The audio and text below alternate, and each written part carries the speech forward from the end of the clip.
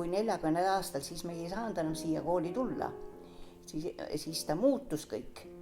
Ja siis mul oli täpselt samasugune tunne, nagu siis, kui mu isa maja natsionaliseeriti. Kuidas me ei tohi nüüd enam, nüüd määratakse mojale sind, minu klass üldse tuli siis poisteklassiks ja kuidas on ju meie kool.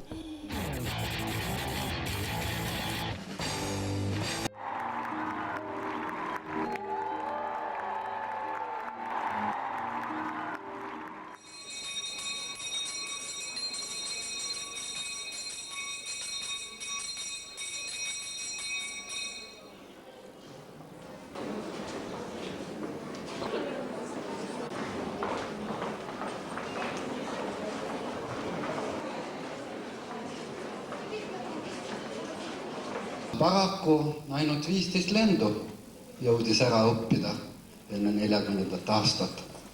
Ja nüüd alles tänavu tuleb peale 16.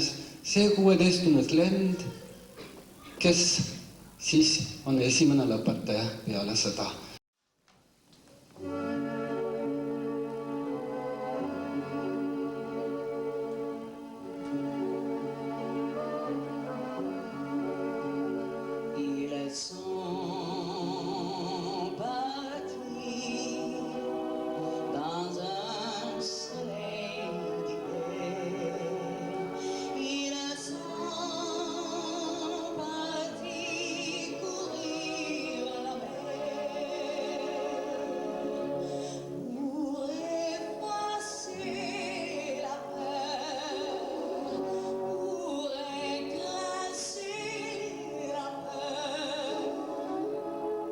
Isegi seda ei saa nagu öelda, kuidas suhtuti iseseisvuse mõttesse, et see iseseisvuse mõtte domineeris absoluutselt ja täielikult.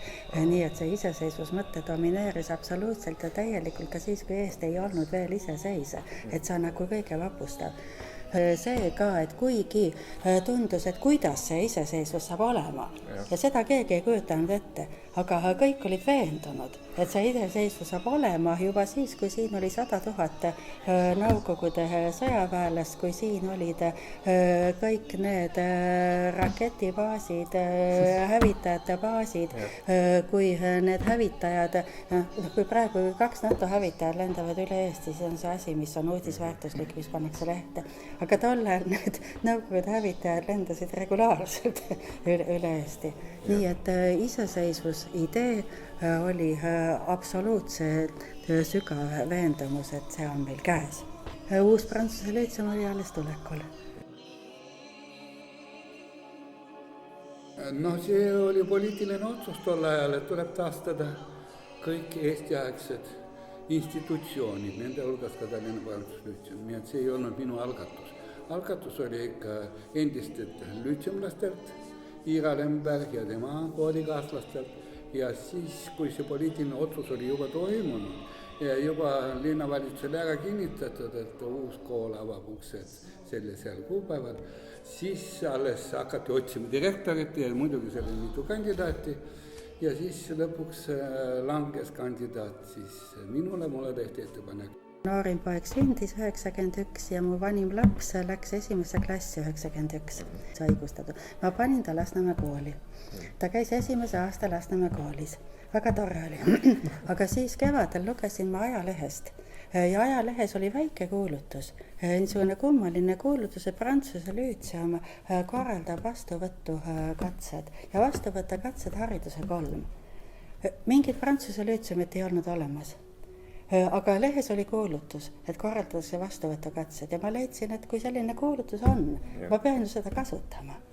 Ja siis ma võtsin oma selle vanema lapse ka kõrvale ja tulin siia hariduse 3 oma kooli, kus siis toimusidki katsed. Ja need katsed korraldasid vanad vilistlased. Siin need katsed toimusidki. Mis edasi hakkab tulema? Seda ei teadnud mitte keegi.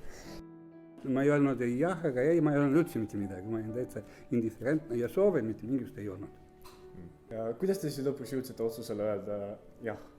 No see oli nii, ma sõitsin Saaremaale ema juurde, kuna minu ema on eluaeg olnud õpetaja ja küsisin ema käest ja ema ütles niimoodi, et ära võta vastu selle kohta, et see on ääretult raske, et see oli omal ajal Eesti kõige parem kool ja selle, kui nüüd satud sinna etteotsa ja läheb midagi viltu, siis on ikka piinlik, jah. No vot, aga ikkagi üldsus käis peale ja siis meil oli üks selline haridusameti juhataja proua Polli.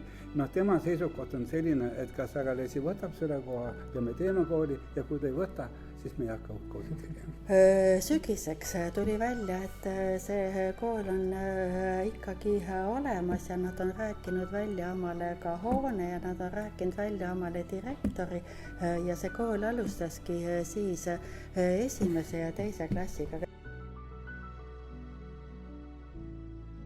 Strateegiat üldse polnud, sest ma polnud kunagi direktor olnud, aga ma olen olnud õpetaja. Ja siis ma läksin kõigepealt õpetaja Kõlli ja õpetaja naabri 1. klassi tundi. Hakkasin nagu 1. klassi hakkasin õppima seda ametit. Ja õppisingi ja nii kaua õppisin, kui lõpuks nagu tundus, et võib juba 2. klassi üle minna. Ja niiviisi sai siis 12. aasta ja kool oli valmis. Nii et ei alustanud suure entusiasmiga, aga ega üldresultaat polegi eriti viga. Bonsoir, bonsoir, ma mère, ma sœur, bonsoir, j'emmène ma bergère près de vous pour ce soir. Va-t-elle chercher mamie, reprenez-nous dissons, servir les compagnies entre petits moutons.